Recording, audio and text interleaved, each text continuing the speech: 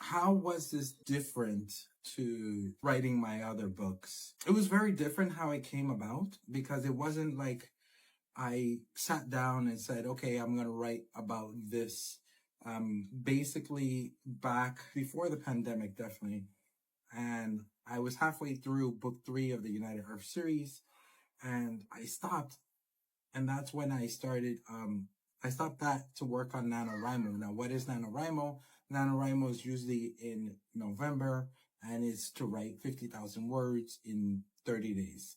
So I took the challenge, and I wrote the first half.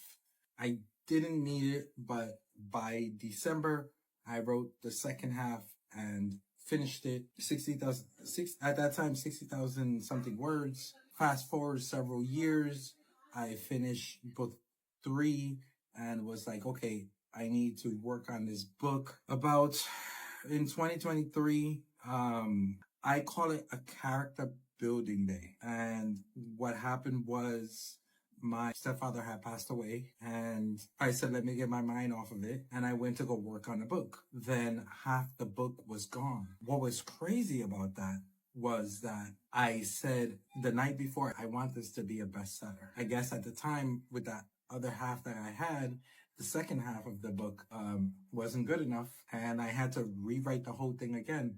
So what I did was I worked on book 4 of the United Earth, put Fogs of Time back again. And then around November or October of 2024, I started working on Fogs of Time again, finished the other half, completely different from the original. I don't remember what the ending was originally.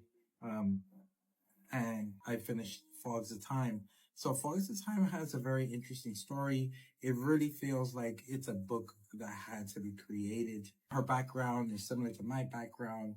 The neighborhood she's from is where I have a family that lives there in that area. So that's why I wrote about it.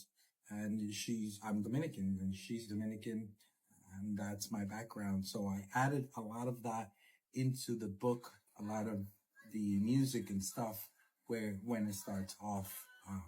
So the book starts off more in the mid to late 80s and then goes on into the early 90s.